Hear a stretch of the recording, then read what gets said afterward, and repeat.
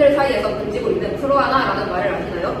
프로아나란 찬성을 의미하는 프로와 거식증을 의미하는 아노렉시아라는 말의 합성어로 거식증 치료를 거부하고 심각하게 마른 몸을 추구하는 것입니다. 하지만 이보다 더 심각한 문제가 있다고 하죠. 네, 최근 학생들은 마른 몸을 만들기 위해서 마비약과 같은 마약류 식욕 억제제를 복용하거나 먹고 토하기를 반복하는 등 자신의 몸을 혹사시킵니다. 국민건강보험공단에 따르면 2018년 대비 2023년 거식증, 폭식증의 10대 환자가 각각 97.5%, 46.9% 증가했습니다. 따라서 저희는 학생들의 성식장의 이해도와 경험을 조사하고 해결책을 모색하고자 성식장에 얼마나 알고 있나요? 라는 주제를 택하게 되었습니다. 지금부터 본격적으로 시작해볼까요? 네, 저희는 조사 전 인제대학교 성식장애 웹 플랫폼을 통해 증상을 조사하고 유레카 설문조사 사이트를 이용하여 저희 학교 학생 251명을 대상으로 설문을 실시하였습니다. 가장 먼저 성식장애 이해도 확인을 위해서 3개의 질문을 구성하였습니다. 성식장애를 들어본 적이 있나요? 라는 질문에 예라고 대답한 학생은 86.5%로 아니요라고 대답한 13.6%보다 훨씬 많았습니다. 이어서 예라고 응답한 학생들을 대상으로 2개의 설문을 실시하였습니다. 어디서 들어봤는지에 대해 조사한 결과 학교나 교육기관이 53.6%로 가장 많았고 SNS에서가 21.7%로 두 번째였습니다. 또한 다음 설문에서는 성식장애 증상을 제시하고 성식장애의 증상이라고 생각하는 것을 모두 체크하라고 한 결과 흔히 알려진 다이어트 감각을 체크한 학생들이 86.6%로 가장 많았습니다. 그러나 다른 사람들과의 식사 회피, 친구와의 만남 및 활동 축소 등의 증상이라고 생각하는 학생들은 대략 30%로 예상보다 적었습니다. 성식장애의 증상을 모두 마친 학생은 16.7%에 불과하였는데요. 이 결과를 보면 학생들이 신체적으로 나타나는 증상을 많이 알고 있지만 대인관계에 부정적인 영향을 주는 것과 같은 정서적 측면의 문제점은 잘 모른다는 것을 알 수 있습니다. 청소년기에 나타나는 정서적 문제를 방치했을 때 건강한 사회인으로 성장하는 데 장애가 될 수도 있기 때문에 성식장애의 증상을 알리고 그 증상에 따른 적절한 치료가 필요함을 보여주는 결과입니다.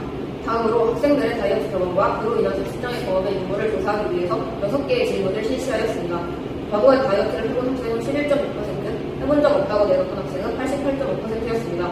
여기서 과도한 다이어트란 극단적인 식단, 과도한 운동 혹은 식욕 억제제 과범으로 부작용이 나타난 경우로 정의했습니다.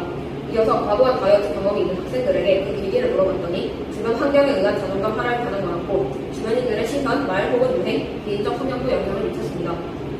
비만으로 인한 건강 악화가 가장 많을 것이라는 예상과 완전히 다른 결과였습니다.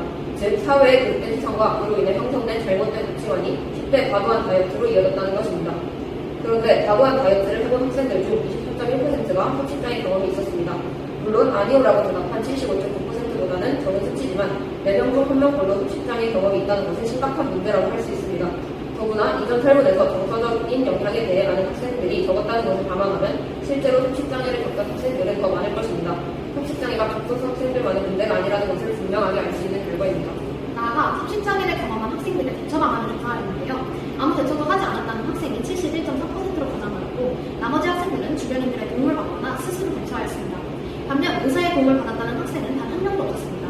아무 대처도 하지 않았다는 학생들, 왜 그랬을까요? 그들 중 80% 이상이 성식장애의 심각성을 제대로 인식하지 못했기 때문입니다. 그렇다면 전체 학생들은 어떻게 생각하고 있을까요? 73.7%가 의사의 도움을 받아야 한다고 대답했습니다. 대부분의 학생들이 대처 방법을 알고 있던 것이죠. 그러나 이 결과를 놓고 안심해서는 안 된다고 생각합니다. 문제는 알고 있지만 제때 적절하게 치료하지 못하고 있다는 것입니다. 저희는 성식장애 경험이 있는데도 아무 대처도 하지 않은 학생들의 응답을 다시 분석해보았습니다. 그런데 90% 이상이 대처 방법을 알고 있다는 것으로 발견했습니다. 그렇다면 여러분, 단순히 대처 방법만을 알려주는 교육으로는 부족합니다.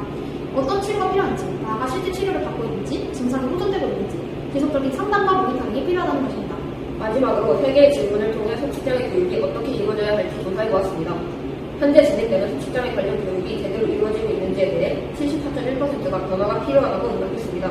예라고 응답한 학생들과 아니오라고 응답한 학생들 모두 선생님의 교육이 효과적이라고 했는데요. 저희들이 실시한 조사 결과는 교육이 어떻게 변화해야 할지 그 방향을 제시하고 있다고 생각합니다.